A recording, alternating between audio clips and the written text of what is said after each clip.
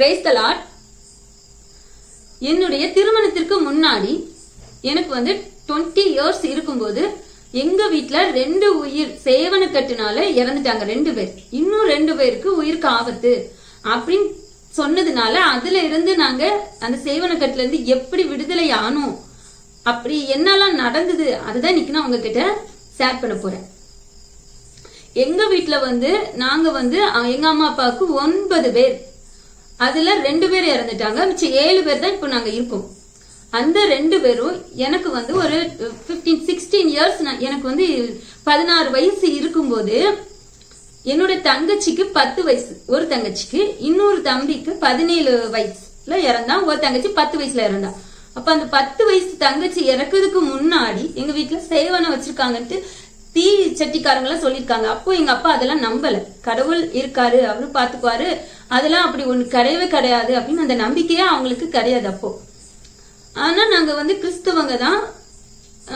நாங்க இப்போ இருக்கிற மாதிரி ரட்சிக்கப்பட்டு நல்ல பிரேயருக்குள்ள இருந்து ஃபாஸ்டிங் போட்டு அதுக்காண்டி செபிக்க அப்படிலாம் எங்களுக்கு தெரியாது. சர்ச்சுக்கு எனக்காட்டு தான் போகும்.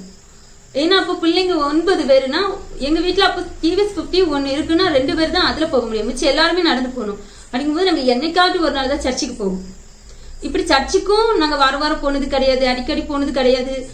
பிரேயர் மட்டும் அப்பா வீட்டுல கடமைக்காக எப்பவும் நம்ம பண்ற மாதிரி காலையிலயும் சாயந்தரமா அப்பா பிரேயர் பண்ணுவாங்க, பாட்டு படிப்பாங்க, பைபிள் வாசிப்பாங்க. மித்தபடி எந்த ஒரு ஃபாஸ்டிங் பிரேயரோ இப்ப இது சொல்றாங்கன்னா அதுக்காண்டி செபிக்கணும் அப்படிங்கறதுலாம் அப்பா அவங்களுக்கு தெரியல, நம்பல. ஆனா அந்த டைம்ல என்னுடைய தம்பி தங்கச்சி அவங்க எல்லாருமே ஸ்கூலுக்கு போயிட்டு வந்துகிட்டு இருக்கும்போது இப்ப அது நல்ல கேன்டீன், மிலிட்டரி கேன்டீன் இருக்கு, நல்ல நிறைய வீடுகள் வந்துட்டு. ஆனா அப்போ அது காடா இருந்துச்சு. கிட்டத்தட்ட 25 வருஷத்துக்கு முன்னாடி, நான் சொல்றது 25 வருஷத்துக்கு முன்னாடி அவங்க ஸ்கூலை விட்டு வரும்போது ஒரு பனங்காடு, நிறைய பனைமரம் அதுல இருக்கும், அந்த வழியா அவங்க வந்துட்டு இருந்திருக்காங்க. அப்போ சேவனையினால அவ எப்படி பயந்தா, அதுல எப்படி வியாதி வந்துச்சு, அதுல எப்படி இறந்தாங்கன்னு இன்னைக்கு நான் உங்ககிட்ட சொல்ல போறேன். அப்ப அந்த பனங்காட்டு வழியா வரும்போது அந்த பனைமரத்து மேல இருந்து ஒரு பறவை 4 காலால குதிச்சு கீழே குதிச்சு 4 காலால இந்த இறந்து போனால அந்த தங்கச்சி நோக்கி நடந்து வந்திருக்கு. ஆனா அதோடைய கண்ணு முண்ட கண் மாதிரி பெருசா, ரொம்ப பெருசா அவளுக்கு அந்த கண்ணு தெரிஞ்சிருக்கு. 4 காலால பறவை நடந்து வந்திருக்கு. ஆனா கூட தங்கச்சி கிட்ட, தம்பி கிட்ட, அண்ணன் கிட்ட எல்லாம் காட்டும் போது மற்ற யார் கண்ணுக்கும் அந்த பறவை தெரியல. ஆனா அவளுடைய கண்ணுக்கு மட்டும்தான் அந்த பறவை தெரிஞ்சிருக்கு. அப்புறம் பயந்துட்டு இவன் தான் கொஞ்ச நேரம் தூக்கி இட்டு வந்திருக்கான், அதுக்கப்புறம் நடத்தி கூட்டு வந்திருக்கான். வீட்டுக்கு வந்தாச்சு, இதை யாருமே வீட்லயும் சொல்லல. அப்படி பிள்ளைங்க மறந்துட்டாங்க.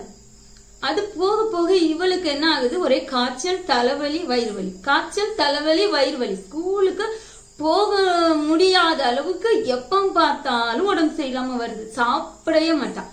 எங்க அம்மா அடிச்சு அடிச்சு சாப்பிட வைப்பாங்க, எனக்கு நல்ல ஞாபகம் இருக்கு. அப்ப நான் வாலிப பிள்ளை, எனக்கு ஒரு 16 வயசு இருக்கும். அடிச்சு அடிச்சு சாப்பிட வைப்பாங்க, ஆனாலும் சாப்பிடாம இருப்பாப்ப. அழுது கூட அவளை சாப்பிட வைப்பாங்க. உருண்டை பிடிச்சு வாயில ஊட்டி ஊட்டி கொஞ்சமாட்டு சாப்பிடு அப்படிலாம் சாப்பிட வைப்பாங்க. ஆனாலும் அவளால சாப்பிட முடியாது. வயிறு வலி, தலை வலி, காய்ச்சல் அடிக்கடி வரும். கண்ணெல்லாம் ஒரு மாதிரி ஆயிட்டே இருந்துச்சு. அப்பா அம்மா கேக்குறாங்க அவட்ட, என்னம்மா எங்கேயாட்டு பயந்தியா அப்படின்னு கேக்குறாங்க. ஆமாம்மா, ஒரு பறவை ஒண்ணு பனைமரத்துல இருந்து குதிச்சு என்கிட்ட நடந்து வந்துச்சுமா, ஆனா அவங்க யாருக்குனுக்கு தெரியல, அது எனக்கு மட்டும் தான் தெரிஞ்சிச்சு அப்படின்னு சொல்லி அவ சொல்லியிருக்கா. அதுக்கப்புறம் பயப்படுறதுக்கு என்னென்னமோ செஞ்சு பார்த்தாங்க, பயங்காரத்துக்காக எதையும் செஞ்சு பார்த்தாங்க. ஆனா அது எதுவுமே இதாகல. அது ஸ்டார்டிங்ல அவ சொல்ல விட்டுட்டு பயந்துட்டு அந்த பயத்தின் வழியாதான் வியாதிய பிசாசு கொண்டு வந்துட்டு, நம்ம வியாதி நம்ம உடம்புல வர்றதுக்கு ரீசன் பயம் ஒரு காரணம். என்ன, பயத்தை பிசாசு கொடுத்துதான் அது வழியா அது உள்ள நுழைய முடியுது. இது என்னுடைய அனுபவத்துல நான் சொல்றேன். அப்போ அந்த அந்த உடம்பு அடிக்கடி சரியில்லாம போது செக்அப் பண்ணி பார்த்தா பிளட்ல கேன்சர், பிளட் கேன்சர். அப்போ அவளுக்கு பிளட் கேன்சருக்காக நாங்க இங்க இருந்து சென்னைக்கு போய் பாதி நாள் சென்னையில இருக்கணும், அதுக்கப்புறம் இங்க வரணும், பாதி நாள் சென்னையில இருக்கணும், அப்புறம் தூத்துக்குடி. இப்படி அவளை ஒரே ஹாஸ்பிட்டல். அப்போ நான் தான் சென்னையில எல்லாம் இருக்கும்போது அவ கூட இருந்து, எங்க அப்பா நான் கூட இருந்து அவளை பாத்துக்கிட்டோம். ஆனா அவளுடைய கண்ணு அந்த அந்த பறவைக்கு அவ எப்படி பார்த்தாலோ அதே மாதிரி கண்ணு அப்படி பெருசா அப்படி வந்துட்டு, அது என் கண்ணால நான் பார்த்தேன். அவளுடைய கண்ணு எப்படி இருக்கும்னா, நமக்கு இப்ப இருக்கிற இந்த வெள்ளைக்கருவு இவ்வளவுக்கு மறையுதுன்னா, இந்த வெள்ளைக்கரு உள் முடிவு இருக்கும் பாத்தீங்களா, அந்த முடிவு வெளியே வந்து எப்படி இருக்கும், அந்த முடிவு ஃபுல்லா அந்த வெள்ளைக்கரு ஃபுல்லாவே வெளியே வந்து நிற்கும் 2 கண்ணுலயும். அப்படி இருக்கும், கண்ணை பார்த்தா பயமா இருக்கும். அப்படி வந்துட்டு அதுக்கப்புறம் தான் கண்ணு ரொம்ப இதானு ட்ரீட்மெண்ட் பார்க்க கொஞ்சம் கண் அப்படியே நார்மல் ஆயிட்டு. ஆனா ட்ரீட்மெண்ட் மாசம் போய் அவளுக்கு வந்து பிளட் ஏற்றணும், மாசம் அவளை இந்த பிளட்ல கேன்சருக்கு சரி பண்ணவே முடியாது அவ்வளவுதான் அப்படிங்கிற மாதிரி டாக்டரும் சொல்லிட்டாங்க. அப்புறம் அவளை இறந்துட்டா. ஒரு 2 வருஷம் கிட்ட நாங்க ட்ரீட்மெண்ட் பார்த்தோம். ஆனா அவ இறந்துட்டா. இறந்ததுக்கு அப்புறம் ஒரு நாள் அவ இறந்துட்டா. நாங்க அப்பவும் எங்களுக்கு செய்வன கட்டுனாலதான் இறந்தாங்கிறது எங்களுக்கு தெரியாது. அதுக்கப்புறம் கொஞ்ச நாட்கள் ஆகுது. தம்பி, எந்த தம்பி கிட்ட காமிச்சு அவன் தூக்கிட்டு வந்தானோ அந்த தம்பி, அவனுக்கு அப்ப 17 வயசு. அவ இறந்து போகும்போது அவளுக்கு வந்து 10 வயசு. ஆனா இந்த தம்பி ஒரு 2-3 வருஷம் கழிச்சுதான் இறந்தான். ஆனா அவனுக்கு வியாதி வந்தது வந்து அவ இறந்த கொஞ்ச நாள்ல இவனுக்கும் வந்துட்டு. எப்படின்னா, அவ இறந்து கொஞ்ச நாள் ஆயிட்டு வீட்டுல ஒரு நாள் பூனை வந்து பயங்கரமா அழுது. பயங்கரமா நிறைய பூனைகள் சேர்ந்து அழுது. அப்ப நாங்க எங்களுக்கு பயமா இருக்கு. நடுராத்திரி 1 மணி 12 மணி இருக்கும். அந்த மாதிரி டைம்ல பத்துரும். ஆனாலும் அது எங்க இருக்கு, கத்துது, எதுவுமே தெரியல. ஆனா பயங்கரமா பூனை எல்லாம் சேர்ந்து அழுது இருக்கு. இவனுக்கு வெட்டு வந்துட்டு. பூனை அழுது இருக்கு. நைட்டு காலையில இவனுக்கு வெட்டு வந்துட்டு. ஹாஸ்பிட்டல் கூட்டு போய் பார்த்தோம். ஆனா வெட்டு வந்து ஒரு 2 வருஷம்க்கு வெட்டு இருக்கு. ஆனா எப்ப வாட்டு வந்துகிட்டே இருந்தது. ஒரு நாள் 2 கிட்டத்தட்ட அவனுக்கும் ஒரு வருஷம் கிட்ட வந்திருக்கும், இல்ல கூட கொஞ்ச நாள் வந்திருக்கும். ஆனா அவனும் என்ன ஒரு இதுல இறந்துட்டான். வெட்டு வந்து ஒரு மேரேஜ் ஃபங்க்ஷனுக்கு தான் போயிருந்தோம், இந்த சொந்தக்காரங்க மேரேஜ் ஃபங்க்ஷன். ஆனா அதுல நிலத்தட்டி ஒருத்தங்க இறந்துருக்காங்க. அவன் பார்த்துட்டு உள்ள வந்து சாப்பிட்டுட்டு தான் இருந்திருக்கான். ஒரு பையன் கூப்பிட்ட மாதிரி ஒரு சவுண்டு. என்னன்னு போய் வெளியே தான் போயிருக்கான். படி தட்டி கீழே விழுந்ததுல நெஞ்சோட அடிச்சுட்டு, அதுல அவனுக்கு என்ன ஆயிடுச்சுன்னா, வெட்டு வந்து அந்த மூக்கு வழியா வாய் வழியா சோறு பைப்ல தண்ணி அடிச்சா எப்படி இருக்கும், சோறும் தண்ணியும் சேர்ந்து பைப்ல ஸ்பீடா தண்ணி வந்து எப்படி இருக்கும், அப்படி வாய் வழியா மூக்கு வழியா வருது. அதை நான் கண்ணாலே பார்த்தேன். இப்படி பைப்ல ஸ்பீடு போஸ்ட்ல எப்படி வருமோ அப்படி அவன் வாயில இருந்து மூக்குல இருந்து சர்ன்னு வருது. அது எப்படி வந்து கொஞ்ச நேரத்துல அது மூச்சு விட முடியாம, அந்த பருக்கையெல்லாம் மூக்குல அடிச்சுட்டோ என்னமோ தெரியல, மூச்சு விட முடியாம இறந்தானா என்னன்னு தெரியல, இறந்துட்டான் ஸ்பாட்ல.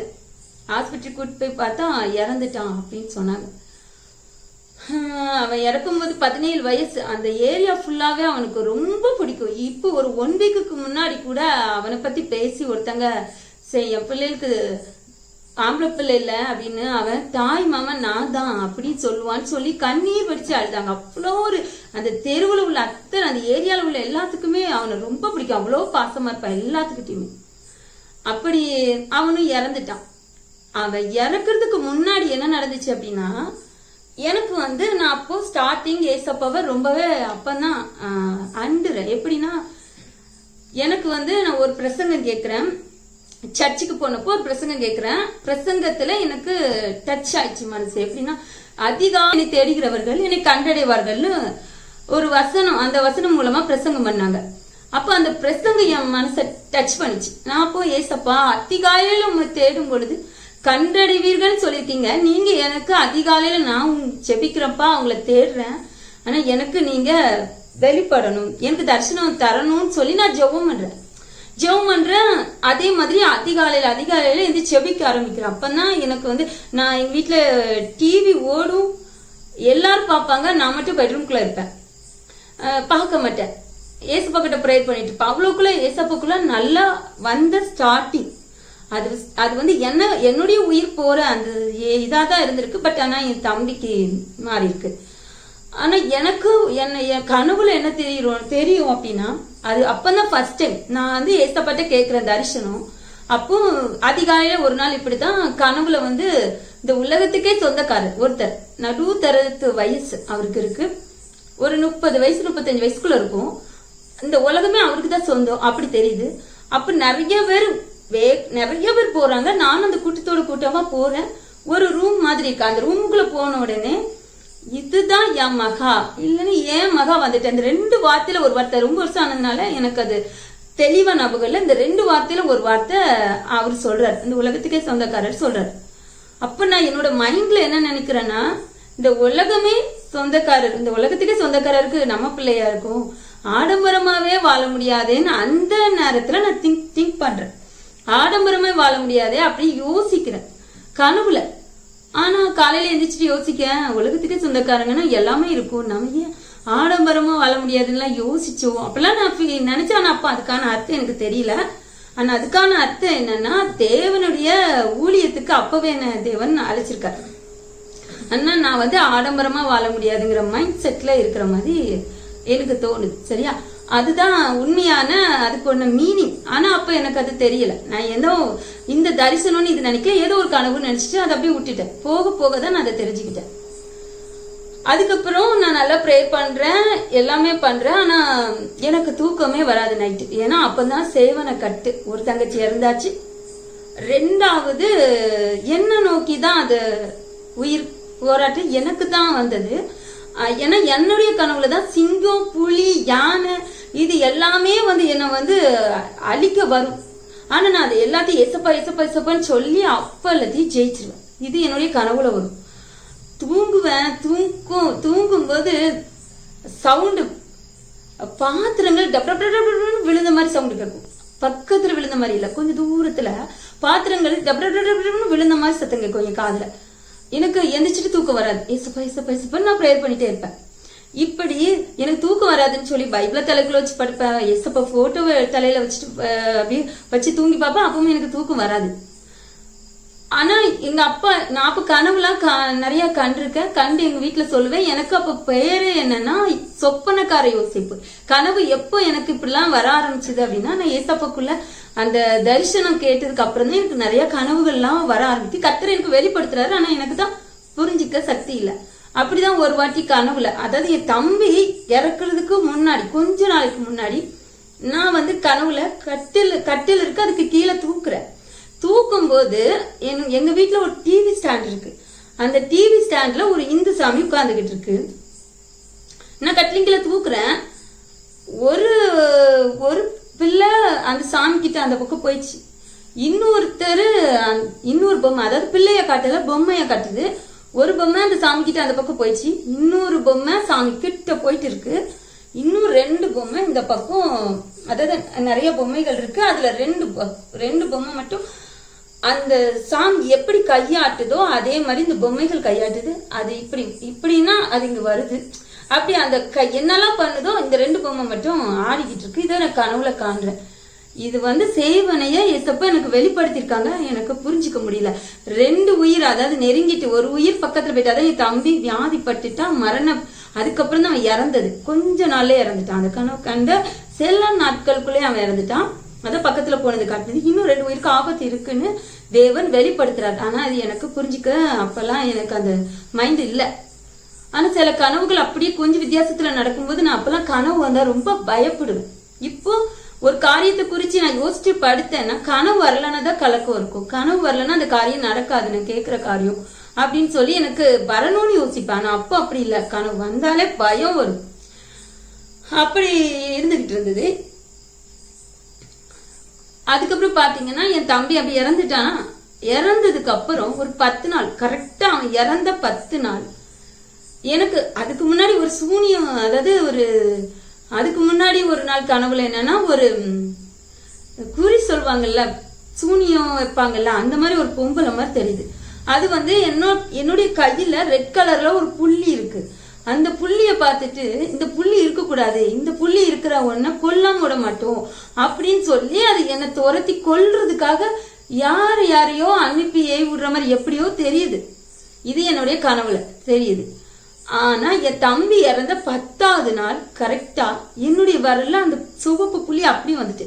அந்த கனவு கூட நான் எங்க வீட்டுல சொல்லல. ஆனா அந்த சிவப்பு புள்ளி வந்ததுக்கு அப்புறம் நீங்க அம்மாட்ட சொல்றேன், ஏம்மா அது எந்த வரல எனக்கு ஞாபகம் இல்லை, அது 22 வருஷத்துக்கு முன்னாடி எனக்கு எப்படி கனவுல கண்டோனோ இந்த சிவப்பு புள்ளி இருந்துச்சுன்னா நான் கொல்லாம விட மாட்டேன்னு சொன்னது, அதே மாதிரி என் கையில அந்த இடத்துல சிவப்பு கலர் புள்ளி வந்திருக்குமான்னு சொல்லி எங்க அம்மாட்ட சொல்லியிருக்கேன். எனக்கு நல்லா ஞாபகம் இருக்கு. அதுக்கப்புறம் பாத்தீங்கன்னா என் தம்பி இறந்த 10 நாள்ல நாங்க கட்டில கீழே கட்டில படுத்திருக்கோம். அம்மா அப்பாவும் மேல உட்காந்து அழுதுட்டு இருக்காங்க. கரெக்டா ஒரு மணி நைட்டு 1 மணி இருக்கும். அந்த டயத்துல நான் படுத்திருக்கேன், தன்னால எந்திரிச்சு ஏசப்பா நாளைக்கே இந்த வீட்டை மாத்திருது அப்படின்னு நான் சொல்றேன். அப்படி யோசிக்க நாளைக்கு எப்படி மாத்த முடியும்? ஏசப்பா 10 நாள்ல இந்த வீட்டை மாத்திருதும். அதாவது எனக்கு ஒரு ஒரு ஆவி தொட்ட எப்படி இருக்கும் அந்த மாதிரி ஒரு தொடுதல், ஒரு உணர்வு வருது. நான் எந்திரிச்சு உட்கார்ந்து ஏசப்பா நாளைக்கு இந்த வீட்டை மாத்திருவோம் நான் என்ன அறியாம நான் சொல்றேன். அதுக்கப்புறம் எந்திரிச்சு வந்து எங்க அம்மா அப்பா அழுதுட்டு இருக்காங்க, அவங்ககிட்ட வந்து இந்த விஷயத்த சொல்றேன். ஏசப்பான்னு சொல்லி சொல்றேன் நான். அதனாலதான் இது ஏசப்பான்னு நான் புரிஞ்சுக்கிட்டேன். ஏசப்பான்னு சொல்லி சொல்றேன். ஏன்னா அப்ப நாங்க வந்து எங்க வீட்டுல அந்த அளவுக்கு சேவனைக்காக பிரேயர் பண்ண தெரியாது. எப்படி பிரேயர் பண்ணணும், எப்படி ஃபாஸ்டிங் இருக்கணும்னு தெரியாது. அதுக்காண்டி ஒரு தனி பிரேயர் பண்ணணும் அதெல்லாம் எங்களுக்கு தெரியாததுனால நாங்க வீடு மாறுறதுதான் நல்லது. அது கர்த்தர் எனக்கு அதை வெளிப்படுத்துறாரு. சரியா? அப்ப நான் வந்து ஓகே, நான் எனக்கு அப்படி தெரிஞ்ச மாதிரி என்னுடைய தங்கச்சிக்கும் கனவுல இவ்வளவு பட்டு இன்னும் உனக்கு உணரவே வரலையான்னு இன்னொரு பாட்டி வந்து ஒரு குழந்தைய கையில கூட்டிட்டு வந்துட்டு திருப்பி வீட்டுக்குள்ளேயே வராம அந்த குழந்தைய திருப்பி கூட்டிட்டே போயிட்டாங்க. இப்படி அவளுடைய கனவுல. எங்க அம்மா கனவுல ஏசப்பா எப்படி எல்லாம் காட்டுறாங்கன்னு பாருங்க. என்னுடைய தம்பி பதிச்சு அதே இடத்து பக்கத்துல இன்னும் 2 குழி தோண்டி போட்டிருக்கு அப்படின்னு சொல்லி எங்க அம்மா கனவுலயும் தெரியுது. இப்படி தொட்டச்சியா எல்லாத்துக்கும் தெரிஞ்ச உடனே அதுக்கப்புறம் அப்ப வந்து ஜெபம் பண்ண அவங்களுக்கு அந்த அளவுக்கு தெரியாதனால அவங்க என்ன பண்ணாங்கன்னா ஒரு ஜாதகம் பாக்குறவங்ககிட்ட போய் ஜாதகம் பார்க்க போறாங்க. எங்க அண்ணனுடைய ஜாதகத்தை ஒரு சோவி போடுவாங்க, அவங்ககிட்ட போய் சோவி போட்டு பாக்குறாங்க. இப்படி 2 இடத்துலயும் பார்த்ததுலயும் ஜாதகம் பார்த்த இடத்துலயும் அவங்க சொல்றாங்க இன்னும் 2 உயிர் காப்பாத்து இருக்குமா, நீங்க வீடு வேணும்னு நினைக்காதீங்க, முதல்ல அந்த வீட்டை விட்டு நீங்க காலி பண்ணி வெளியே போங்க, உங்க பொருளை கூட எடுக்க வேண்டாம், நீங்க முதல்ல வெளியே போங்க அப்படின்னு சொல்லி அந்த ஜாதகத்துல சொல்றாங்க. அதே மாதிரி இந்த சோவி போட்டு பார்த்த இடத்துல என்ன சொல்றாங்கன்னா, ஏமா பிள்ளைகள் உயிரை காப்பாத்தணும்னு நீ இப்ப உடனே உன் பொருளை எடுக்கணும்னு நினைக்காத, நீ உடனே வீட்டை விட்டு வெளியே போ, வெளியே வந்து உங்க வீட்டுக்கு வெளியே வந்து சொன்னாங்க சொல்லியிருக்காங்க இந்த மாதிரி உடனே மாறுங்க அப்படின்னு. அப்புறம் சரி ஓகே நம்ம வீட்டை மாத்துவோம்னு சொல்லி அவங்க உடனே வீடு மாறணும்னா வீடு பெருசா கிடைக்காது. எங்களுக்கு வந்து வீடு எல்லாமே அப்பெல்லாம் எல்லா பொருட்களும் இருக்கும். 22 வருஷத்துக்கு முன்னாடி கடைக்குள்ள பொருட்கள் ஃப்ரிட்ஜ்ல இருந்து எல்லாமே இருந்ததுனால சின்ன வீடு தான் கிடைச்சிச்சு. நாங்க பொருட்கள் எல்லாமே வித்தோம், செகண்ட் ரேட்ல வித்துட்டு தான் வந்து இன்னொரு வீட்டுக்கு போறோம். அது ஓட்டி வீடு 2 ரூம்ல 4 ரூம் கிடைச்சிருக்கு. ஃபர்ஸ்ட் ஸ்டார்டிங்ல அந்த வீட்டுல இருந்து திரும்பி தான் வேற ஒரு வீட்டுக்கு மாறணும். ஒரு 2 மாசம் 3 மாசம் வரைக்கும் அந்த வீட்டுல இருந்துட்டு அதுக்கப்புறம் ஒரு நல்ல வீடு கிடைச்ச பிறகு நாங்க மாறுறோம். இங்க இருந்து நாங்க மாறும்போது எங்க அப்பா அம்மா அந்த சேவனை எடுக்கிறதுக்காக போய் ஆத்தூர்ல ஒருத்தர்கிட்ட போய் சேவனை எடுப்பாங்கல்ல அவங்ககிட்ட போய் காசு கொடுத்து எங்களையும் கூட்டிட்டு போய் அந்த அந்த சிலைகள் இருக்கிற அந்த சாமியை கும்பிட சொல்லி அதுல சேவனை எடுத்தாங்க. அப்ப அறியாத ரட்சிப்புக்குள்ள நல்லா வராத நேரத்துல நான் சொல்றது சேவனையை எடுத்தாலும் அது திருப்பி உங்களுக்கு வருங்கிறத தான் இப்ப சொல்ல வரேன்.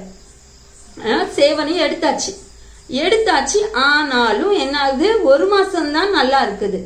திரும்பி வந்து என்ன ஆகுது, அவங்க தூண்டி தான் விடுறாங்க. எது சேவனை நம்ம எடுத்துட்டோம் பணம் கொடுத்து எல்லாமே முடிஞ்சிட்டுன்னு நினைக்கிறோம். ஆனா திரும்பி தூண்டுவாங்க. ஏவல் பண்றவங்களும் திரும்பி ஏவலை என்ன பண்ணுவாங்க, தூண்டுவாங்க. சேவனை வச்சாலும் தூண்டுவாங்க. அப்போ தூண்டி இருக்காங்க. அப்போ திரும்ப எங்களுக்கு என்ன ஆகுதுன்னா இன்னொரு வீடு மாறி இருக்கும்.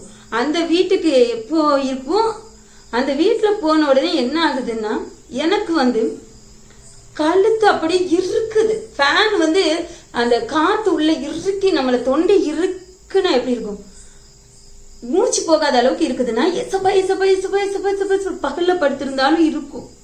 கிட்டத்தட்ட ஒரு கொஞ்சம் 1 மாசத்துக்குள்ளேயும் ஒரு 2 வாட்டி 3 வாட்டி அப்படி இருக்கும்.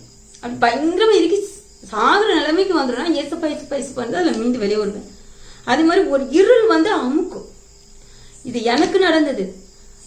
சில பேர் சொல்றாங்க சேவனா இல்ல, யாக்கோப்புக்கு விரோதமான மந்திரமும் இல்ல, இஸ்ரவேலுக்கு விரோதமான குறி சொல்லுதலும் இல்லன்னு சொல்றாங்க. உண்மைதான், யாக்கோப்புக்கு விரோதமான மந்திரமும் இல்ல, இஸ்ரவேலுக்கு விரோதமான குறி சொல்லுதலும் இல்ல. ஏன்னா ஏசப்பாவுடைய பிள்ளைகளுக்கு விரோதமா யார் எழுமுனாலும் அத வந்து தேவன் என்ன செய்ய மாட்டாரு, அனுமதிப்பார். ஆனா அந்த இதுல நம்மளை விழுது போக விட மாட்டார். அது என்னுடைய நான் அனுபவத்துல சொல்றேன். எனக்கு நான் ஏசப்பாக்குள்ள இருக்கிறதுனால தேவன் என்ன காப்பாத்துறாரு. நான் அதை அனுபவிச்சுட்டு உங்களுக்கு ஷேர் பண்றேன். சரியா? அப்போ சேவனை எடுத்தாலும் என்ன ஆகுது, மீண்டும் வருது. அதுக்கப்புறம் அந்த பிசாசு வந்து என்னது இருக்குது, இருள் வந்து அமுக்குற மாதிரி இருக்குது, எல்லா ஃபீலிங்கும் இருக்கு. திரும்பியும் போய் என்ன பண்றாங்க, சேவனை எடுத்தோமே இன்னும் ஏன் வந்து இருக்குதுன்னு கேக்குறாங்க அவங்ககிட்ட. அப்போ அவங்க திரும்பி என்ன பண்றாங்க, எடுக்கிறதுக்கு ஏதோ செய்யறாங்க. இன்னும் எதுவுமே என்ன ஆகல, சரியாகல. அதுக்கப்புறம் இன்னொரு வீடு மாறியாச்சு. அந்த வீடு தான் சரியில்லைன்னு சொல்லி அந்த வீட்டை விட்டு இன்னொரு வீட்டுக்கு மாறுது. அந்த வீட்டுக்கு போனதுக்கு அப்புறம் எனக்கு வந்து என்ன ஆகுதுன்னா, வயிறுல ப்ராப்ளம் ஆகி எனக்கு குடல் இழந்திருக்கு. நம்ம 10 நாள் கிட்ட பெட்ல இருக்க. நாளைக்கு எனக்கு குடல் இழந்திருக்கு, ஆபரேஷன் பண்ணணும்ட்டாங்க டாக்டர். அதுக்கு முந்தின நாள் நைட்டு நாங்க படுத்திருக்கோம். என்கிட்ட ஏதோ பிசாசு நிக்கிறத இன்னொரு அக்கா, சாமியாடுற ஒரு அக்கா கண்ணுக்கு தெரிஞ்சிருக்கு. அவங்க வந்து எங்க அம்மாட்ட சொல்லியிருக்காங்க இந்த விஷயத்த இந்த மாதிரின்னு. அது எனக்கு தெளிவா ஞாபகம் இல்லை, ஏன்னா 22 வருஷத்துக்கு முன்னாடி நடந்தது. அப்போ எங்க வீட்டுல அப்பா அம்மா வந்து ஃபாஸ்டர்கிட்ட போய் கேட்காங்க. அப்போ ப்ரேயருக்கு கூட்டிட்டு போறாங்க. ஏன்னா அந்த இடத்துல இருந்து கூட்டிட்டு வந்துருங்க, இது பிசாசு போராட்டம் தான், அந்த சோய் போட்டு போகும்போது சொல்லியிருக்கு. ஒளி சரின்னு சொல்லிட்டு இப்ப அவங்க உயிரோட இல்ல, அப்போ சொல்லியிருக்காங்க. சரின்னு சொல்லி என்னை வீட்டுக்கு கூட்டிட்டு வந்தாங்க. வீட்டுக்கு கூட்டிட்டு வந்தது. அதுக்கப்புறம் நாங்க ஒரு சர்ச்சுக்கு போறோம், பெந்தேகோஸ் சர்ச்சுக்கு. பெந்தேகோஸ் சர்ச்சுன்னா சின்ன சர்ச் தான். அவங்க வந்து அங்க தொட்டி ஜெபம் பண்ணும்போது சொல்லிட்டாங்க, இந்த பொண்ணு வந்து எங்கேயுமே தண்ணி வாங்கி குடிக்க கூடாது, சாப்பாடு வாங்கி சாப்பிடக்கூடாது, எந்த பொருளும் யார்கிட்டையும் வாங்கி சாப்பிடக்கூடாது அப்படின்னு அவங்க தலையில தொட்டு கையை வச்ச உடனே கரெக்டா சொன்னாங்க. அந்த சோய் போட்டு அந்த அக்காவும் இதே மாதிரி தான் முன்னாடி சொல்லியிருக்காங்கன்னு எங்க அம்மா அப்பா என்கிட்ட சொல்றாங்க. கரெக்டா அந்த ஃபாஸ்டர் சொல்றாங்க அப்படின்னு. அப்புறமா இந்த பிசாசு போராட்டம் இருக்குது, இதுக்காண்டி நம்ம போராடி ஜெபம் பண்ணுவோம்னு சொல்லி அந்த சபையில உள்ள எல்லாருமே எனக்காண்டி ஃபாஸ்டிங் போட்டு ஜெபம் பண்றாங்க. ஃபாஸ்டிங் போட்டு எனக்காண்டி பிசாசு போகிறதுக்காகவே ஜெபம். அதுக்கப்புறம் அவங்க ஜெபம் பண்ணதுக்கு அப்புறம் நான் இந்த குடல் இழந்திருக்கு, ஆபரேஷன் பண்ணல. ஒரு 10 நாள் நான் பெட்ல இருந்தும் சரியாகாம தான் வீட்டுக்கு வந்தேன். அந்த வலி எதுவுமே குறையல. ஆனாலும் பிசாசு போராட்டம் வீட்டுக்கு கூட்டு வந்துட்டா பிரேயர்ல இருக்கும். ஆனா அந்த பிரேயருக்கு அப்புறம் எனக்கு நல்ல விடுதலை கிடைச்சிருக்குங்கிறத நான் எதை வச்சு சொல்றேன்னா, என்னுடைய மேரேஜுக்கு அப்புறம் எனக்கு வந்து குழந்தை டெலிவரி நார்மல். நான் வந்து ஃபர்ஸ்ட் பிள்ளை குண்டாயிருக்கும் போதெல்லாம் எனக்கு அவ்வளவு தெரியல. ஆனா என்னால முடியாது, ரொம்பவே முடியாம சாப்பிடாமலாம் கிடப்பேன் ஃபர்ஸ்ட் பிள்ளை உண்டாயிருக்கும் போது. அது வந்து எல்லாத்துக்கும் வரக்கூடிய ஒரு ப்ராப்ளம்னு வச்சுக்கலாம். 5 மாசத்துக்கு அப்புறம் நார்மலா சாப்பிட்டேன். ஆனா குழந்தை பெக்கிற டைம் வரவும், ஒரு 9 மாசம் வரவும் எனக்குள்ள ஒரு பயம். 9 மாசம் ஆகவும் வயிறு பெருசா இருக்கும் பாத்தீங்களா, பழைய ஞாபகம் வருது. நமக்கு குடல் இழந்திருக்குன்னு சொன்னாங்களே, அதுல ஆபரேஷன் கூட பண்ணலையே. அப்ப அந்த குடல் வந்து இப்ப பலூன் இருக்கு, அது ஊதுனதுக்கு அப்புறம் சில இடத்துல இழந்து போயிருக்கும். ஆனா அந்த இடத்த அது ஊதிட்டே இருக்கும்போது பாருங்க, அது பெருசாகவும் டப்புன்னு வெடிச்சிரும். எனக்கு அந்த சிந்தனை வருது அந்த நேரத்துல. ஐயோ, பலூன் ஊதி அந்த இழந்த இடம் என்னதாகுது, பெருசாக வெடிச்சிரும்ல. அப்படி நம்ம குடல், என் பிள்ளை பெருசாக அந்த குடல் வெடிச்சிருமோங்கிற பயம் எனக்குள்ள வருது. அந்த மாதிரிலாம் யோசிச்சு பயப்படுறேன். குழந்தை பக்கத்துக்கு முன்னாடி ஒரு 9 மாசம் இருக்கும்போது அப்படி யோசிச்சு பயப்படுறேன். அப்ப ஏசப்பா எனக்கு இது குடல் வெடிச்சிடக்கூடாது அப்படிலாம் சொல்லி பயந்து. ஆனா நார்மல் டெலிவரி எனக்கு. அது 2 பிள்ளை பிறந்திருக்கு, 2மே எனக்கு நார்மல். எங்க வீட்டுல மத்த எல்லாத்துக்கும் ஆப்ரேஷன். அவங்களுக்கு வயிறு வலி வந்தது கிடையாது, அவங்களுக்கு ஆப்ரேஷன். எனக்கு இந்த மாதிரி பாதிக்கப்பட்ட எனக்கு வந்து நார்மல். இது ஒரு சாட்சிக்காக கர்த்தர் எனக்கு நார்மல் டெலிவரியை கட்டளையிட்டு இருக்காரு. நான் ஏன் இதை சொல்றேன்னா, இந்த மாதிரியான போராட்டத்துல இருக்கிற நீங்க எந்த இடத்துக்கு போய் காசை கட்டி இந்து சாமி மூலமா என்னத்தை எடுத்தாலும் அவங்க செய்யறதை இந்து சாமியை வச்சுதான் கட்டி செய்யறாங்க. சில இந்துக்கள் வீட்டுல செய்யும் போது என்னன்னா, அவங்க சாமியை கட்டிட்டு அது இன்னொரு பிசாச உள்ள விடுவாங்க, சாமியை கட்டி உள்ள விடுறாங்க. இதெல்லாம் நாங்க கேள்விப்பட்டது சொல்றேன். ஆனா நம்ம கிறிஸ்துவ வீட்டுல இந்த பாதி அனுமதிக்கிறார் அப்படின்னா, தேவன் இந்த பாதி அனுமதிக்கிறார் அப்படின்னா, நம்மள வந்து அதுல உருவாக்குறதுக்கு, இது என்னுடைய அனுபவத்துல நான் ஷேர் பண்றேன் உங்கள்கிட்ட. எப்படின்னா, இப்போ நாங்க பணக்காரங்க அப்படிங்கிறதுக்காக பொறாமப்பட்டு வைக்கிறது அப்படின்னு நான் சொல்லல. இப்ப பணக்காரங்க பணம் இருக்கிறதுனால அவங்களுக்கு வைப்பாங்க அப்படிலாம் கிடையாது. இப்போ தேவ திட்டம் உங்க மேல இருக்குது அப்படின்னா, அந்த பிசாசு யார் மூலமாவது பொறாமையை தூண்டி, சின்னதா ஒண்ணுமே இருக்காது அவங்க கிட்ட, ஆனா அவங்கள பிசாசு வந்து யாரையாவது தூண்டி விட்டு எதையாவது செய்ய வச்சு அது மூலமா போராடி அந்த உயிரை எடுக்கிறதுக்கு அது போராடும். இது என்னுடைய அனுபவத்துல என் மேல தேவ திட்டம் இருக்குதுன்னு பிசாசுக்கு எப்போ சின்ன வயசுல என்றது எனக்கு இந்த ப்ராப்ளம். இந்த மாதிரி சேவனை கட்டி வச்சு என்னுடைய உயிருக்கு ஆபத்து வந்து நான் இதுல மீண்டு கர்த்தருக்குள்ள நான் பிடிச்சதுனாலதான் நான் உயிரோட இருந்தேன். நான் அந்த டைம்ல கரெக்டா கர்த்தருடைய பிரசங்கத்தை கேட்டு, அந்த ஏஜ்லயே பிரசங்கத்தை கேட்டு கடவுளுக்குள்ள வந்தேன். அந்த கடவுளுக்குள்ள நான் வந்ததுனாலதான் தேவன் நிறைய தரிசனங்களை தந்தாரு. அது மூலமா என்னை காப்பாத்த நான் வந்து அந்த வீட்டை விட்டு வெளியே போறதுக்கெல்லாம் ஏசப்பா என்னை தொட்டு வெளியே போக சொல்லியிருக்காங்க. அந்த அளவுக்கு தேவன் என்னோட அப்பெல்லாம் வந்து பெட்ரூம்ல நாங்க என் தங்கச்சிமார்கள், அதாவது நாங்க லேடிஸ் மட்டும் பெட்ரூம்ல படுப்போம், மத்தவங்க மத்த ரூம்ல படுப்பாங்க. ஆனா அந்த ரூம்ல படுக்கும்போது இப்ப நான் மட்டும்தான் மூத்தவா, மத்தவங்க எல்லாம் தங்கச்சி. ஒரு தலைவலி வந்தாலும் அப்பா அம்மாட்ட போய் பிள்ளைங்க சொல்ல மாட்டாங்க, என்னதான் எழுப்பி சொல்லுவாங்க. நான் ஜெபம் பண்ணி விட்டேன்னா அது உடனே கேட்கும். அந்த மாதிரி கத்தரைனா வாலி வயசுலயே வந்து ஒரு சின்ன சின்ன வலிக்கு சரியா. இப்போ இன்னொரு தங்கச்சி தலைவலின்னு சொன்னா அவளுக்கு தினம் ஒரு சைடு தலைவலி அடிக்கடி இருந்துட்டு இருந்துச்சு. எந்திரிச்சு தலைவலிக்கும்பா ப்ரேயர் பண்ணி விடு. ஒரு வாரம் 2 வாரம் தொடர்ச்சியா ப்ரேயர் பண்ணிவிட்டு அதுக்கப்புறத்துல இருந்து அவளுக்கு அந்த ஒத்தடி தலைவலி இல்ல, எங்க போனதுனே தெரியல. அதுக்கப்புறம் அவ சொல்லவே இல்லை. அதே மாதிரி இன்னொரு தங்கச்சிக்கு வேற யாருக்கு என்ன வந்தாலும் ஏக்கா எனக்கு ஜெவுமணி தண்ணி தான் அப்படி கேட்பாங்க. நான் அந்த ஜெவுமணி தண்ணி கொடுத்தேன்னா அவங்களுக்கு கேட்கும். அந்த அளவுக்கு தேவன் அந்த நேரத்துல என்னை வந்து தரிசனம் மூலமா, அதாவது சொப்பனம் மூலமாவும் எனக்கு ஏசப்பா வெளிப்பாடு கொடுத்திருந்தாங்க. மற்றபடி இந்த சின்ன அதுக்கு நான் ஜெவுமணி தண்ணி கொடுத்தா கேட்கும். அந்த அளவுக்கு என்னை தேவன் நடத்தினார். திருமணத்துக்கு அப்புறமும் சூனிய கத்துகள்ல பாதிக்கப்பட்டேன். ஆனா அதெல்லாம் இன்னும் நான் அடுத்து இன்னொரு வீடியோல உங்களுக்கு தெளிவா சொல்றேன். அப்போ வந்து வாலிப வயசுல வந்து எனக்காக மத்தவங்க ஜெபம் பண்ணி விடுதலை கிடைச்சிச்சு பிரேயரா, அதாவது அந்த சபையே சேர்ந்து ஜெபம் பண்ணிச்சு எனக்காக. ஆனா இப்போ நான் வந்து நானே பிரேயர் பண்ணி அதுல இருந்து வெளிவருவேன். ஒவ்வொரு வாட்டியும் கர்த்தர் எனக்கு வெளிப்படுத்திடுவாரு. எனக்கு போராட்டம் வரப்போகுது, எனக்கு குடும்பத்துல சமாதானம் இனிமே இருக்காது, தொழில் இருக்காது, இனி வந்து வீட்டுல ஒரு இது இருக்காது, நிம்மதி இருக்காது, எல்லாமே முன்கூட்டியே நான் சொல்லிடுவேன். கனவு கண்டு சொன்னா அது அதே மாதிரி நடக்கும். ஆனா நான் ஜெபமணி அதுல இருந்து விடுதலை பெற்று வந்திருக்கேன். அதெல்லாம் எப்படி விடுதலை பெற்று ஜெபமணி வந்தேங்கிறத நான் உங்களுக்கு இன்னொரு வீடியோல தெளிவா வேற ஒரு இதுல போடுது. இது திருமணத்துக்கு முன்னாடி நடந்தது. நான் இப்ப எதுக்கு இதை சொல்றேன் அப்படின்னா, நம்மகிட்ட என்ன பணமா இருக்கு, நம்மள யாரு சேவனை வைப்பா, நமக்கு யாரு சேவனை வைப்பா நீங்க நினைக்கலாம்.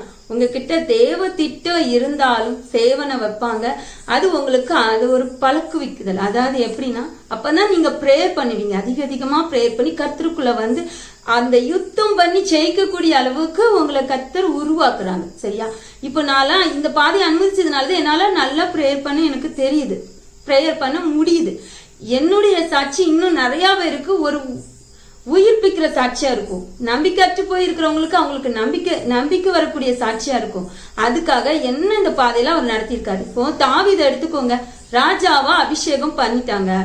ஆனா அந்த ராஜாவா அபிஷேகம் பண்ணதுக்கு அப்புறம் வனாந்திர பாதையில 10 வருஷமா வந்து அவங்க லட்சக்கணக்கான மக்களை சவுல் வந்து கூட்டு வந்து தாவீதை கொல்ல வரும்போது இந்த லட்சக்கணக்கான மக்களையும் அவங்க ஜெயிச்சு அதுல இருந்து அவங்க மீண்டு அந்த இதெல்லாம் எதுக்கு கொடுத்தாரு, எதுக்காக அதை பாதி அனுபவிச்சாருன்னா, ஒரு ராஜாவுக்கு என்ன வேணும், யுத்தம் செய்யறதுக்கு பழக்கம் வேணும். இவருக்கு யுத்தம் செய்து எந்த பழக்கமும் இல்லை. ஆனா ராஜா ஒரு நல்ல ராஜாவா இருக்கணும்னு யுத்தத்துல வல்லவங்களா இருக்கணும். இப்ப தாவீது காட்டுல இருந்து கொல்ல வரும்போது அத்தனை லட்சம் ஜனங்களையும் அவங்க என்ன பண்ணாங்க, யுத்தம் செஞ்சு அதுல ஜெயிச்சாங்க. ஜெயிக்க இப்ப பல லட்சம் ஜனங்களையும் அவங்களால என்ன பண்ண முடியுது, ஜெயிக்க முடியுது. இந்த வல்லமை அவங்களுக்கு எப்படி கிடைச்சது, அந்த அனுபவத்தை தேவன் பழக்கு வைத்தார். அதாவது வனாந்தரத்துல இருந்து இந்த அனுபவத்தை தேவன் கொடுத்தார். ராஜாவா மாறணும்னா அந்த ஸ்தானத்துக்கு வர்றதுக்கு தகுதி வேணும். அந்த தகுதி அவங்களுக்கு வர்றதுக்காக தேவன் அதை அனுமதிச்சார். இப்போ நான் ஒரு பெலிசினிய கட்டுல பாதிக்கப்படுறேன் அப்படின்னா, இந்த பாதிப்புனால நான் எப்படி வெளியே வந்தேன், இதை நான் இன்னொருத்தருக்கு ஷேர் பண்ணும்போது இன்னொரு தேவ பிள்ளைகளுக்கு இது எவ்வளவு பெரிய அந்த பிள்ளைங்க வெளியே வர்றதுக்கு ஒரு நல்ல ஒரு வாய்ப்பா இருக்கும், அது ஒரு சாட்சியா இருக்கும். அதுக்காக தேவன் சில பாதைகளை நம்ம கிட்ட அனுமதிப்பாங்க. அதே மாதிரி உங்களுடைய கணவரா இருக்கலாம், மனைவியா இருக்கலாம், யாராவது பிசாசுக்கு இடம் கொடுத்துருக்கலாம். அதாவது பாவ பழக்கத்துக்கோ தேவனுக்கு பிரியமில்லாத சகல பாவத்துக்கு இடம் கொடுத்துருக்கலாம். அப்ப அந்த ஆத்மா எங்க போகும், பாதாளத்துக்கு, நரகத்துக்கு போகும். அந்த ஆத்மாவையும் தேவன் என்ன பண்ணுவாரு, பரலோகத்துக்கு வரணும்னு அவர் திட்டம் வச்சிருப்பாரு. அப்போ எந்த மகளை அந்த மகனுக்கு இணைச்சா, எந்த மகளை இணைக்கும் போது, எந்த மகனை இணைக்கும் போது இந்த ஆத்மாக்காக அந்த ஜெபம் பண்ணி என் பிள்ளை வந்து இப்போ உங்களை நம்பி ஒரு கணவர் கொடுக்காங்க, கணவர் ரட்சிக்கப்படாத கணவரா இருக்கலாம். உங்களை நம்பி ஒரு மனைவி கொடுக்காங்க, மனைவி ரட்சிக்கப்படாத மனைவியா இருக்கலாம், அவங்க பாவத்துக்கு கூட இடம் கொடுத்துருக்கலாம், ஆனா நல்லவங்களா இருக்கலாம். பிசாசுக்கு இடம் கொடுத்துட்டாங்க. ஆனா தேவன் என்ன நினைப்பாரு, இந்த பிள்ளைய ஒரு கோபக்காரங்களுக்கும் ஒரு சாந்த குணம் உள்ளவங்களுக்கு தேவன் ஏன் இணைக்கிறாரு? அவங்க கர்த்தருடைய பிள்ளையா தான் இருப்பாங்க, ஆனா ஏன் அவங்களுக்கு இணைக்கிறாங்க அப்படின்னா, இந்த ஆத்மாவை மீட்டு எடுத்து பிரேயர் பண்ணி என் பிள்ளை என் பக்கம் கொண்டு வந்துருவாங்கிற நம்பிக்கையில உங்ககிட்ட அந்த கணவரையோ அந்த மனைவியோ தேவன் உங்களுக்கு இணைக்கிறார், உங்க மேல உள்ள நம்பிக்கையில. நான் எதுக்கு இத சொல்றேன்னா, சில பேர் வீட்டுல கணவர் தவறான பாதிக்கு போயிருக்கலாம், குடிச்சிட்டு அடிக்கலாம், கெட்ட வார்த்தைகளை போடலாம், நிறைய தவறான விஷயங்கள்ல நடக்கலாம். ஆனா அந்த ஆத்மாவை கர்த்தர் உங்ககிட்ட உங்களை நம்பி அந்த கணவரையோ மனைவியோ தந்திருக்காங்க அப்படின்னா அவங்கள மீட்டு நீங்க கொண்டு வந்துருவீங்க, தேவன் பக்கம் கொண்டு வந்துருவீங்க, அவங்களுக்காக ஜெபம் பண்ணுவீங்க, அந்த ஆத்மாவை நீங்க பரலோகத்துக்கு கொண்டு வந்துருவீங்க. நம்பிக்கையில, உங்க மேல உள்ள நம்பிக்கையில தான் கர்த்தர் தாரார். சில பேருக்கு நம்பிலாம், எல்லாரையும் நம்பிலாம் அப்படி தேவன் கொடுக்க மாட்டார். சில பிள்ளைகளை நம்பி கொடுப்பாருன்னா அவங்க மேல அவ்வளோ நம்பிக்கை தேவன் வச்சிருப்பாரு. யோபு மேல எவ்வளவு நம்பிக்கை வச்சிருந்தா பிசாசுக்கு ஏன் பிள்ளை உத்தமனும் சன்மார்க்கனும் தேவனுக்கு பயந்தவனும் சொல்றாரு. ஏசப்பாவே, அதாவது தேவனே சாட்சி கொடுக்காரு. ஆனா பிசாசு என்ன சொல்லுது, நீங்க எல்லாமே கொடுத்து அவருடைய குடும்பத்தை வேலையடித்து பாதுகாத்ததுனாலதான் உங்களை தேடுறாரு அப்படின்னு சொல்றாங்க. ஆனா என் பிள்ளை நீ என்ன செஞ்சாலும் என்ன செய்ய மாட்டான், முறுமுறுக்க மாட்டான், என் பிள்ளை என்ன செஞ்சாலும் உத்தமனும் சன்மார்க்கனுமா இருப்பான் தேவன் அந்த நம்பிக்கையோடு அந்த பிசாசு கிட்ட சவால் விட்டார். ஆனா அந்த நம்பிக்கையை யோபு காப்பாத்தினார். இன்னும் ஒண்ணு நான் உங்களுக்கு சொல்ல விரும்புறேன். சில கணவர்மார்கள் பிடிக்கலாம், தவறான வழிகளுக்கு போயிருந்திருக்கலாம், ஆனா அந்த மனைவி நல்ல ஒரு பிரேயர் பண்ற ஒரு மனைவியா இருந்து பிரேயர் பண்ணுவாங்க. அவங்களுக்குள்ள கர்த்தர் நம்பிக்கை ரொம்பவே இருக்கும். என் கணவரை மாற்றி தந்துருவாங்க ரொம்பவே நம்புவாங்க. ஆனா அந்த பிசாசு என்ன பண்ணும், கணவரை கோவப்படுத்த வச்சு இன்னும் அதிகமா பாவத்துக்குள்ள ஈடுபடுத்த வச்சு. ஏன் அப்படின்னா அந்த கோபத்தினால கர்த்தர் ஒரு நாள் இவங்க பண்ற பிரேயர் ஒரு நாள் வீண் போகாது. உங்க மனைவி உங்களுக்காக பிரேயர் பண்றாங்கன்னா அது ஒரு நாள் வீண் போகாது. உங்க கணவர் உங்களுக்காக பிரேயர் பண்றாங்கன்னா அது ஒரு நாள் வீண் போகாது. கண்டிப்பா ஒரு காலகட்டங்கள் ஒரு திட்டங்கள் இருக்கும், அந்த திட்டம் அது நிறைவேறும். அந்த நாட்கள் வரதுக்குள்ளாக பிசாசு என்ன பண்ணுது அப்படின்னா, யாருக்காக அவங்க பிரேயர் பண்ணிக்கிட்டு இருக்கிறாங்களோ அவங்கள கோபப்படுத்தி அவங்கள பேச வச்சு இன்னும் பாவத்தை கண் முன்னாடி தெரிய வச்சு அவங்கள சபிக்க வைக்குது. அவங்க வாயில இருந்து சபிச்சுட்டாங்க அப்படின்னா பிசாசு என்ன பண்ணிடும், தேவன் நீங்க பண்ணின பிரேயருக்காக தேவன் அந்த ஆத்மாவை இந்த பிசாசு அலக்கழிச்சிட்டு ஒரு காலகட்டம் தான், கொஞ்ச நாள் அந்த பாவத்துக்குள்ள இருப்பாங்க, அது மீண்டும் வெளியே வர்றதுக்கு ஒரு காலகட்டம் வச்சிருப்பார் தேவன். என் பிள்ளை பண்ண பிரேயருக்கு நான் என் பிள்ளைய நல்லபடியா என்ன பண்ணுவேன், மீட்டு எடுத்து அவ எப்படி விரும்புறாளோ அவன் எப்படி விரும்புறானோ அவங்க ரெண்டு பேத்துக்கு ஏத்தாக்குல அந்த கணவன் மனைவியா கொடுக்கறதுக்கு தேவன் திட்டம் வச்சு காத்துக்கிட்டு இருப்பார். அந்த நாட்கள் வருதுக்குள்ளையும் அந்த நாட்கள் வரும்போது பக்கத்திலே இருந்து எப்படி மீட்டுருவேன் காத்துட்டு இருப்பாரு. ஆனா அந்த பிசாசு என்ன பண்ணுது, அந்த பிசாசு அந்த கணவரையோ அல்லது அந்த மனைவியையோ கோபப்படுத்தி சபிக்க தூண்டுது. கோபப்படுத்தி சபிக்க தூண்டாதான் செய்யும் பிசாசு. ஆனா நீங்க சபிச்சிடாதீங்க. நிறைய பேர் கணவரை இழந்து போறதுக்கான காரணம் இதுதான். நல்ல பெண்களா இருப்பாங்க, நல்ல ஜெபம் பண்ணுவாங்க, கணவருக்காக அப்படி அழுது துடிச்சிருப்பாங்க பல வருஷங்கள். ஆனா அந்த காலகட்டங்கள் தேவன் அவங்களுக்கு ஏத்த மாதிரி நல்ல ஒரு மகனா மாத்துறதுக்குள்ளயும் இவங்க வாயில சாபத்தை பிசாசு என்ன செய்யுது, சபிக்க வச்சிருது.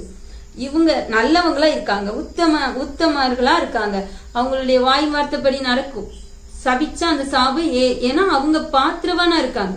கணவர் இப்போ கெட்டவங்களா இருக்காங்கன்னு வைங்க, பாவத்துல ஈடுபடுதாங்கன்னு வைங்க, இந்த மனைவி நல்லவங்களா இருக்காங்க, உத்தமனா இருக்காங்கன்னு வச்சுக்கோங்க. அப்ப இந்த மனைவி இடுற சாபம் அந்த கணவருக்கு என்ன ஆகும், பழிக்கும்.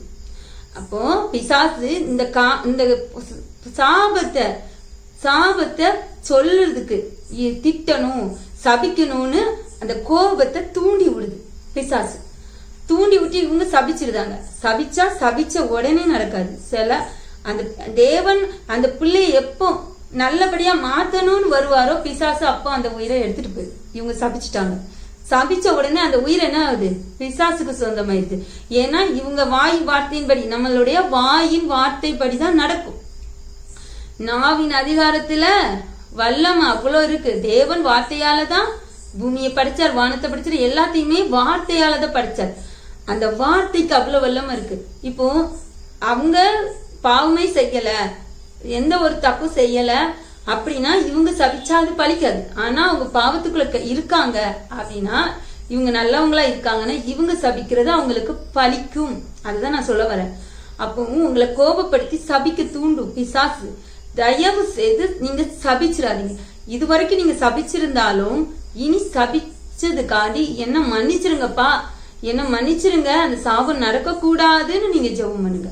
அப்போ உங்க கணவர் காப்பாற்றப்படுவாங்க, உங்க மனைவி காப்பாற்றப்படுவாங்க. அது உங்க பிள்ளைகளா இருந்தாலும், பிள்ளைகளை சபிச்சிருந்தா கூட நான் சொல்றேன், உங்க பேரண்ட்ஸ் யாரா இருந்தாலும் சபிச்சிருந்தீங்கன்னா சாபத்தை தேவன் இந்த நாள்ல முறியடிக்கட்டும்னு நீங்க செபிங்க. இப்ப நிறைய பெண்களை பாத்தீங்கன்னா விதவைகளா இருக்காங்க. நிறைய பேர் நல்ல பிரேயர் பண்றவங்களா இருப்பாங்க, ஆனா கணவர் இறந்துருவாங்க. ஏன் இவங்க பண்ண பிரேயருக்கு தேவன் விடுதலை ஏன் கொடுக்கல அப்படின்னு நிறைய பேர் கொஸ்டின் கேக்குறாங்க. நான் உங்களுக்கு என்ன சொல்றேன், தேவன் அவங்கள ரட்சிப்புக்குள்ள நடத்துறதுக்கு ஒரு காலகட்டம் வச்சிருப்பாங்க. அந்த காலகட்டம் வருதுக்குள்ள இவங்கள சாபத்தினால பிசாசு என்ன செஞ்சிருது, எடுத்துருது. பிசாசு திடீர்னு இவங்க சபிச்சுட்டாங்க அப்படின்னா சில அவங்க திருந்தி வர்ற நாட்கள் வருதுக்குள்ளாக தன்னுடைய குற்றத்துக்கு கொண்டு போகணும்னு சொல்லி அவங்களுக்கு ஒண்ணு தற்கொலை மைண்ட தூண்டிடுது, இல்ல ஆக்சிடென்ட் தூண்டுது, இல்ல அப்படின்னா ஏதாவது வியாதியை கொடுத்து அவங்கள எடுத்துருது. இப்படிதான் நிறைய பேருடைய மரணங்கள் நடக்குது. நம்ம நாவுல சாபமான வார்த்தைகள் வரவே கூடாது. இது என்னுடைய நிறைய பேருடைய அனுபவத்தை பார்த்து நான் சொல்றேன். என் கடைக்கு நான் கடை நடத்திட்டு இருக்கும்போது என் கடைக்கு தையல் பழக வரும்போது விதவை பெண்கள்லாம் வந்திருக்காங்க. அப்ப நான் அவங்ககிட்ட கேட்பேன், அவங்க கதைகள் எல்லாம் அவங்க சொல்லுவாங்க. இந்த மாதிரி அவங்க இருக்கும்போது எனக்கு அந்த அருமை தெரியல. ஆனா அவங்க ரொம்ப குடிப்பாங்க, ஆனா வேற எந்த இதுவும் இல்ல, குடிப்பாங்க, குடிச்சிட்டு திட்டிருக்காங்க, அடிச்சிருக்காங்க. நான் அந்த கோபத்துல நான் அவங்களை சபிச்சிருக்கேன். அவங்க சொன்ன வார்த்தையை நான் உங்களுக்கு சொல்றேன், சபிச்சிருக்கேன். ஆனா அதோடைய வேல்யூ எனக்கு அப்ப தெரியல. இப்போ எனக்கு அவங்க அப்படி குடிச்சிருந்தா கூட பரவாயில்ல, உயிரோடு இருந்தா பரவாயில்ல. இப்ப எங்களை பார்க்க யாருமே இல்ல, அவங்க இல்லைன்னு எனக்கு எவ்வளவு கஷ்டமா இருக்கு. என்கிட்ட அன்பாதான் இருப்பாங்க, ஆனா இப்ப அவங்க இல்லைன்னு ரொம்ப வேதனையா இருக்குன்னு சொல்லி அழுதுருக்காங்க. அப்பதான் நான் கேட்டிருக்கேன், ஏன் நீங்க சபிச்சிருக்கீங்களா? ஆமா, நான் கோபத்துல அவங்கள திட்டிருக்கேன், சபிச்சிருக்கேன் அப்படின்னு. அந்த சாபமானது சில வருஷத்துக்கு அப்புறம் மரணமா மாறுது. நீங்க நம்ம சபிச்சிடக்கூடாது. இதை நல்லா உங்க மைண்ட்ல வச்சுக்கோங்க. சபிச்சிருந்தீங்கன்னா அதுக்காண்டி இப்பவே பிரேயர் பண்ணுங்க. அதே மாதிரி உங்களுக்கு இப்போ சேவனை கட்டினால நீங்க பாதிப்புக்குள்ள இருக்கீங்களா, எந்த இடத்துக்கு போய் எந்த இந்துட்ட சாமி கிட்ட போய் என்னத்தான் நீங்க துட்டு கட்டி எடுத்தாலும் திரும்பி தூண்டுவாங்க. நீங்க பிரேயருக்குள்ள இருக்கும்போது தான் பிரேயரை விடக்கூடாது. இப்போ நம்ம பிரேயர் பண்ணி மீண்டு வந்தாச்சு, வந்ததுக்கு அப்புறம் இனி நடக்காதுன்னு நினைச்சிட்டு பிரேயரை விட்டுறாதீங்க. 1 மாசம் 2 மாசம் ஆனாலும் அவங்க தூண்டுவாங்க திரும்பியும். ஆனா நீங்க பிரேயருக்குள்ளேயே இருக்கும்போது நீங்க அவங்க தூண்டும் போதும் உங்க பிரேயர் அந்த தூண்டும் போது அது அவங்கள போய் தாக்கும், அது அவங்களுக்கே நடக்கும். அப்போ நீங்க பிரேயரை உறுதியா பிடிச்சிருக்கணும். பிரேயர் எப்படி பண்ணணும், உங்களுக்கு எதிராக செயல்படுற எந்த ஆயுதமும் வாய்க்காதே போகும் தேவ வசனம் இருக்கு. அந்த வசனத்தை பிடிச்சி எங்களுக்கு எதிராக என்ன ஆயுதம் யார் அனுப்புனாலும் என் தேவன் இறாரு, நீங்க அதை முறியடித்து போடுங்கன்னு சொல்லி ஜெபிங்க. யுத்தம் நம்ம பண்ணக்கூடாது. பிசாசு கிட்ட நம்ம யுத்தம் பண்ணி நம்ம ஜெயிக்க முடியாது. நம்ம சும்மா இருப்போம், நமக்காக தேவன் யுத்தம் பண்ணுவார்னு வசனம் இருக்கு.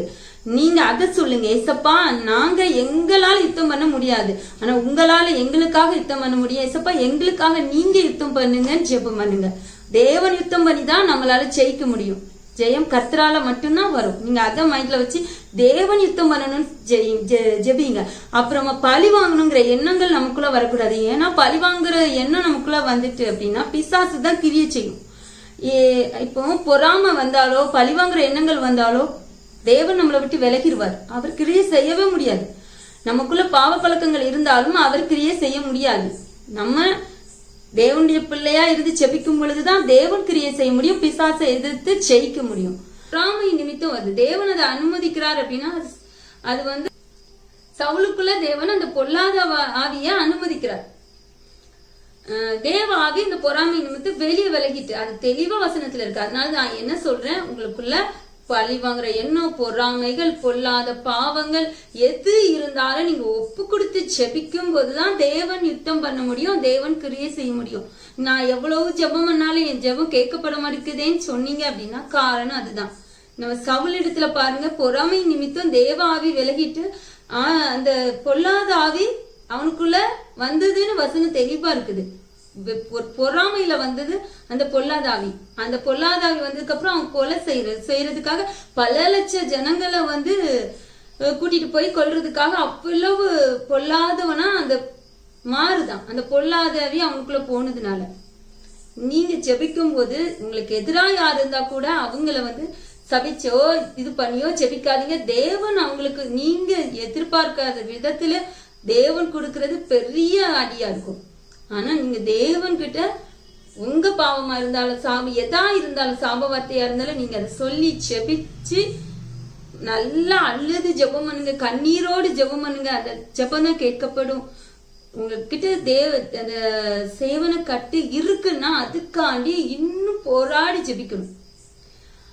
எப்படின்னா இப்போ சாதாரணமா நீங்க வீட்டுல 1/2 மணி நேரம் தான் ஜெபம் பண்றீங்க, 1 மணி நேரம் தான் ஜெபம் பண்றீங்கன்னா உங்க வீட்டுல இந்த மாதிரி பிரச்சனைகள் இருக்குது அப்படின்னா அதுக்காண்டி நீங்க இன்னும் அதிகமா 2 மணி நேரம் 3 மணி நேரம், ஏன் நைட்டு அதிகாலை விழித்திருந்து எப்பெல்லாம் டைம் கிடைக்கும் அப்பெல்லாம் தேவ பாதத்துல கண்ணீரோடு ஜெபம் பண்ணுங்க. நல்ல வேதத்தை வாசிங்க, தியானிங்க, அந்த வேத வார்த்தையை தியானிங்க. தேவன் உங்களோட பேசுவார்.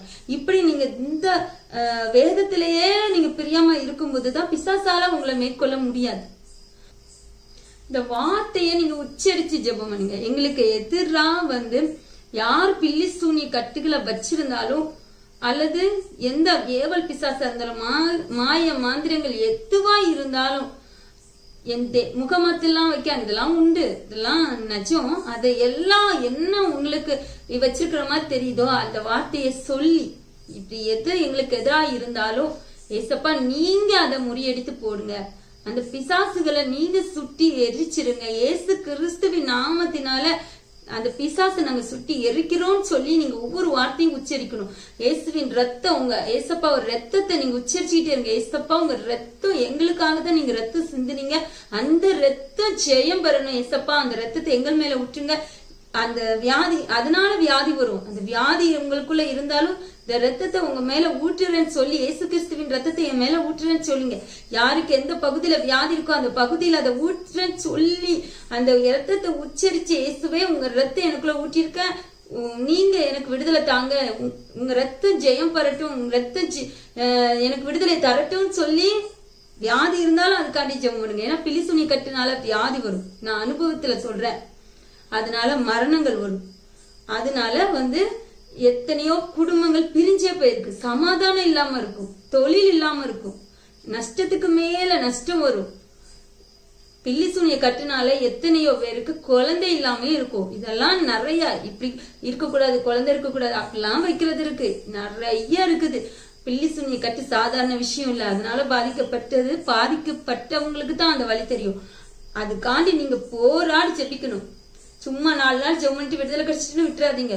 மீண்டும் மீண்டும் நீங்க அதை போராடி ஜெபம் பண்ண நீங்க ஜெபிக்க தேவன் யுத்தம் செய்வார். தேவன் யுத்தம் செய்யும் போதுதான் பிசாசால உங்களை மேற்கொள்ள முடியாது. நீங்க அதுக்காண்டி அல்லது கண்ணீரோடு ஜெபிங்க. இந்த சாட்சி அநேகருக்கு பிரயோஜனமா இருக்கணும்னு நான் நம்புறேன், இருக்கும் அப்படின்னு நான் நம்புறேன். God bless you.